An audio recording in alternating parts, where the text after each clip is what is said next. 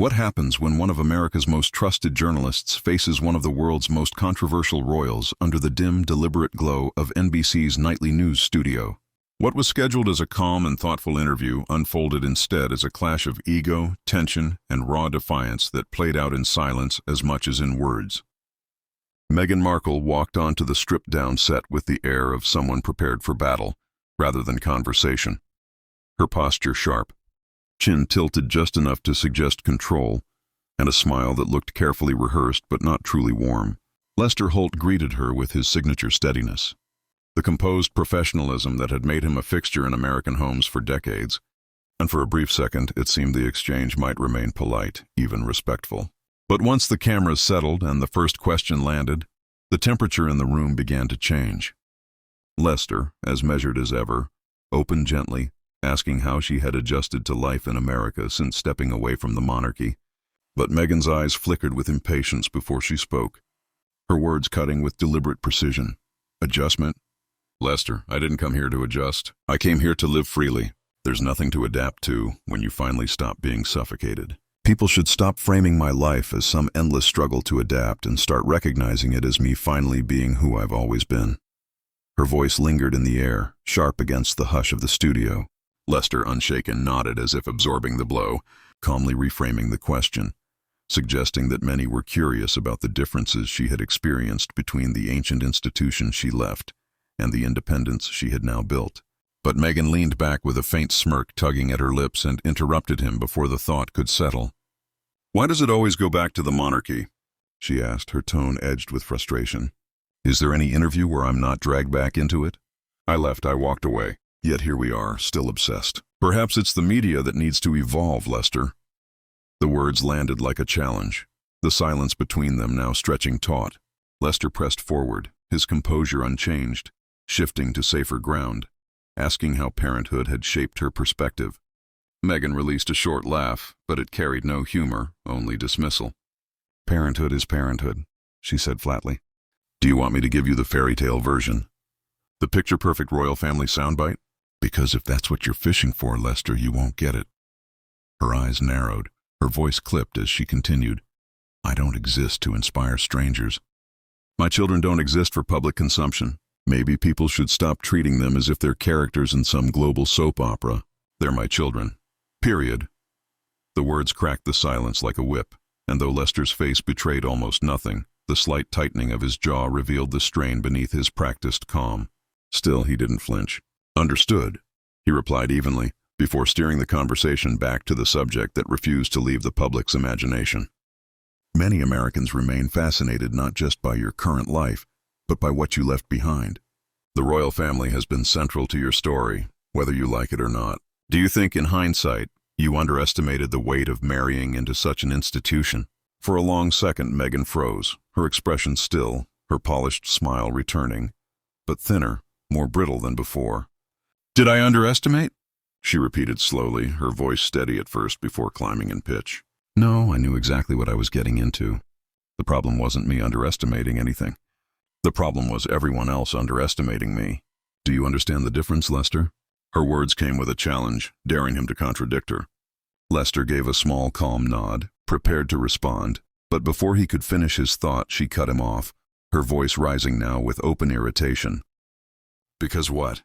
Because it's so hard to believe I was capable? Or is it easier to cling to the narrative that I was naive, fragile, weak? That's the story people like to tell, Lester, that I couldn't handle it. But I'm telling you, I wasn't fragile then, and I'm not fragile now."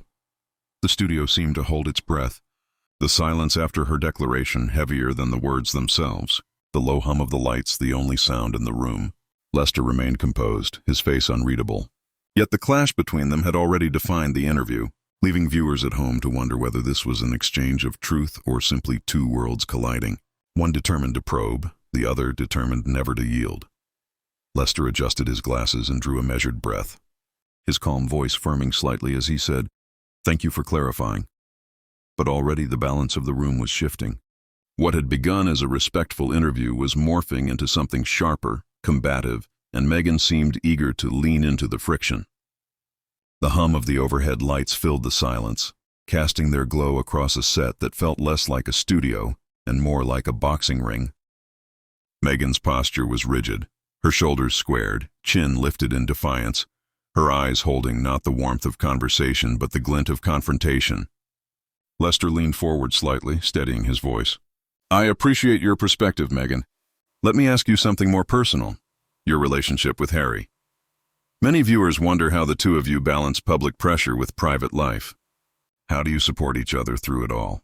It was meant as a softening question, designed to humanize the atmosphere, but Megan's lips curled into a smirk that looked rehearsed. Support. Lester, do you think we sit around giving each other pep talks like some reality TV couple? Harry and I don't need to balance anything. We're not amateurs at life. People underestimate us constantly, as if we're barely holding it together. It's insulting, really. Lester nodded slowly, letting her words settle before answering. I didn't mean to suggest anything of the sort. I was asking in the sense that many couples find strength in sharing their challenges. Viewers at home might relate to that. Megan crossed her arms, her tone sharpened. Viewers at home? Lester, I didn't come here to give a self-help seminar. My marriage isn't a public case study. Harry and I don't exist for other people to relate to. We live our lives, and if people can't understand that, that's their problem, not mine.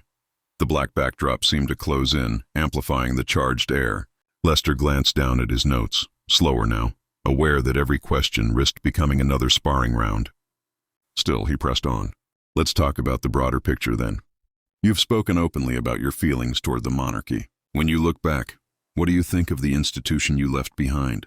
Megan's eyes narrowed, her voice carrying an icy edge. The monarchy. Always back to the monarchy. You know what I think, Lester? I think it's outdated, antiquated, a gilded cage for everyone trapped inside. And the funny thing is, people worship it as though it's sacred, as though it represents something divine. But really, it's theater, a grand performance that eats people alive. Lester stayed outwardly calm, but his fingers tapped lightly against his notepad, the only sign of strain. He had interviewed presidents, dictators, CEOs, men who tried to intimidate him. Yet Megan's dismissive tone carried a different sting, more personal than political. Choosing his words carefully, he said, Some would argue that while flawed, the monarchy holds cultural and historical significance. Do you feel any sense of responsibility for how your departure was perceived? Megan let out a sharp, condescending laugh. Responsibility. Lester, I'm not responsible for people's fantasies. If the world wants to cling to a crumbling institution, that's their choice. My only responsibility is to myself and my family. If that makes me the villain in their story, then so be it. Lester tilted his head slightly, his patience thinning, though his voice remained even. I understand your frustration, but do you ever consider that the way you communicate your experiences comes across as dismissive to those who admired you? Megan straightened, her gaze hardening, her tone colder. Dismissive? Or maybe people just don't like hearing the truth. I'm not here to be palatable, Lester. I'm not here to make everyone comfortable. If honesty unsettles people, maybe they should reflect on why. A silence followed, thick and electric. Not the empty kind, but the kind that carried weight, as though even the lights overhead were straining. Lester exhaled slowly, nodding as if absorbing the blow before pivoting again. Let me ask you this. Your late mother-in-law, Princess Diana, remains a deeply beloved figure worldwide. Many draw parallels between her experiences and yours. Do you feel a connection to her legacy? The question landed heavy like a stone dropped in still water. Megan's jaw tightened, her posture shifting forward, eyes flashing. Diana's legacy doesn't need to be dragged into every conversation about me. It's disrespectful to keep using her name as a prop. I am not Diana. I never claimed to be, and frankly, the comparisons are lazy. She deserves better. Lester blinked, taking in her words, his voice steady but edged now. I didn't mean to suggest you were her replacement. I was asking whether you feel a connection, given how she too endured relentless media scrutiny. Megan's reply was ice cold, her tone stripped of warmth. Connection? Diana's story is hers. My story is mine, and the constant need to weave them together says more about the media's obsession than it does about me. Lester, do you really expect me to sit here and cry for your cameras? To give you something you can splice into a neat little narrative? That's not going to happen. I don't need to lean on tragedy to validate my story. The words landed like a slap. Lester's lips pressed into a line, his hands folded on his lap. His composure held, but barely. What had begun as a conversation was now a duel. Every exchange waited, every silence louder than the hum of the studio lights. The black backdrop swallowed the room, leaving only the two of them in a circle of light, like combatants on a stage. This was no longer journalism. It was confrontation. Lester shifted slightly, sitting straighter, his voice still calm but sharpened at the edges. Meghan, many people admired the courage it took to walk away from the royal family, but they also noticed how public life remained. Netflix, interviews, memoirs. Some say it doesn't look like an escape from the spotlight, but a rebranding within it. How do you respond? Meghan's lips curved, but her eyes stayed cold. Rebranding. That's such a tabloid word, Lester. I'm not a product. I don't owe anyone silence because I left a system that no longer fit. If I choose to tell my story, that's my right. If others can't accept that, it's their issue, not mine. Lester nodded slowly, then pressed further. But when your story is made public, doesn't that open it to scrutiny, to accountability? Meghan's eyes narrowed, her reply sharp and laced with disdain. Accountability. Interesting word. It always seems to mean holding me accountable, never the system that caused the harm. Isn't that convenient?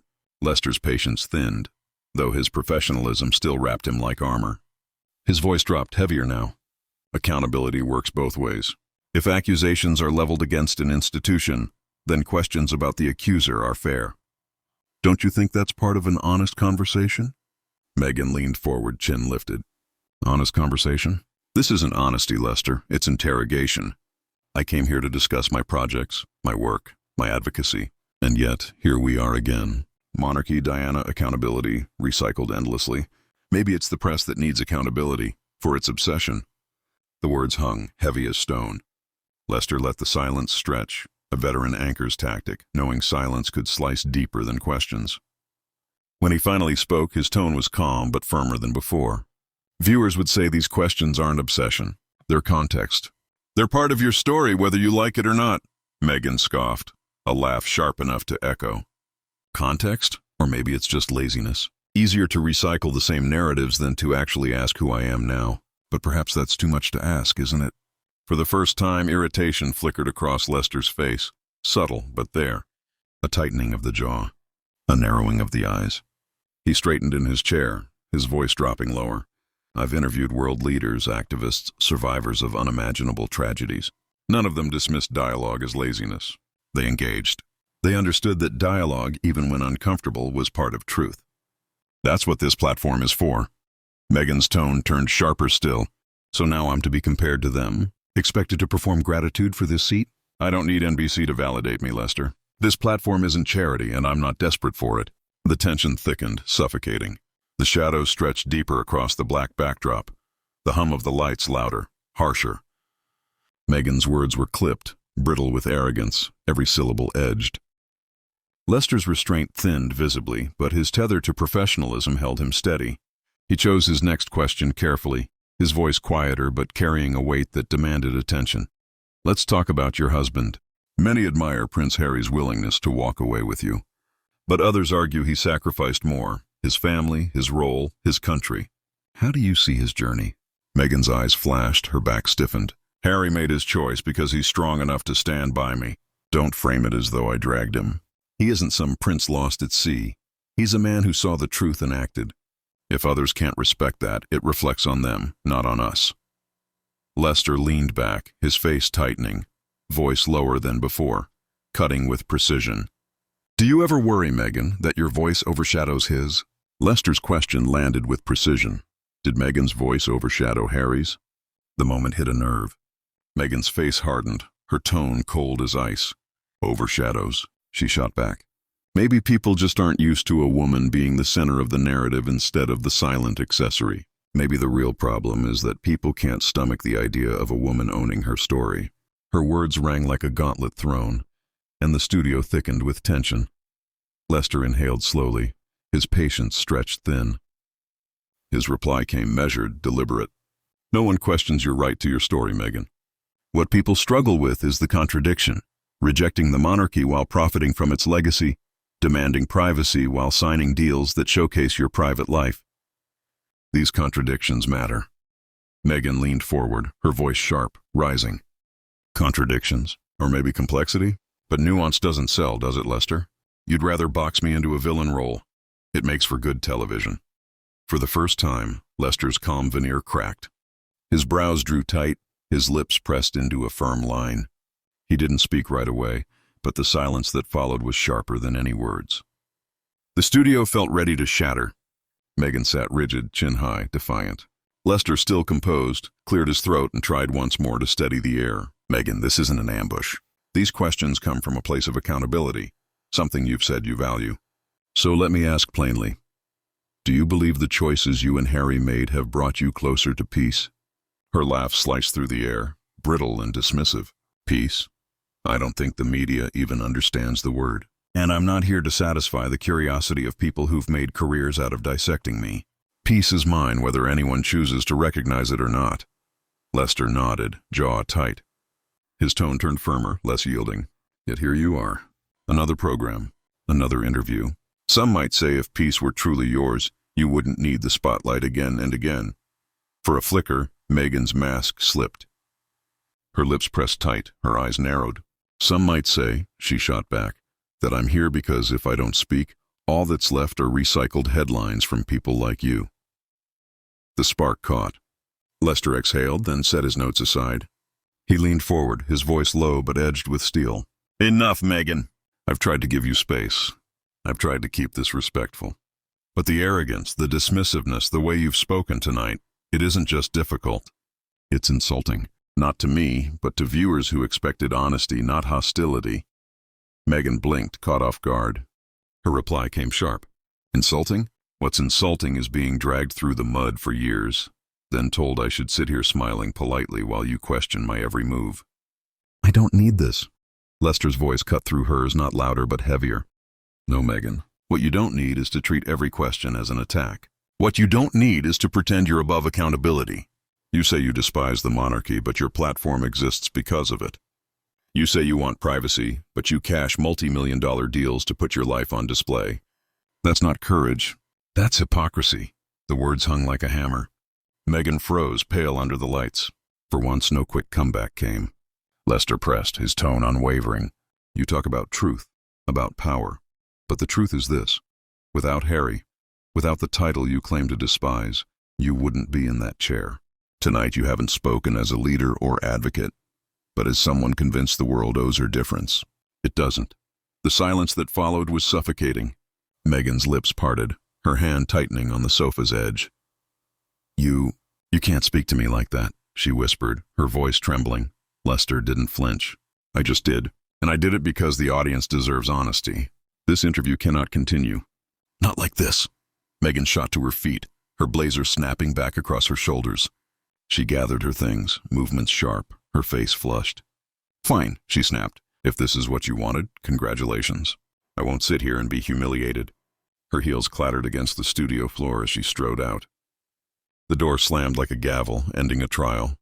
Lester remained seated, exhaling slowly, calm restored. He turned to the camera, his tone steady, almost somber. Ladies and gentlemen, I owe you an apology. This was meant to be a conversation, an opportunity for Megan to share her perspective. Instead, it became something else, and for that I regret how it ended. Respect must flow both ways. Tonight it did not. He paused, letting the words linger, then gave the faintest shake of his head. We'll be right back. The screen cut to black. The implosion was complete.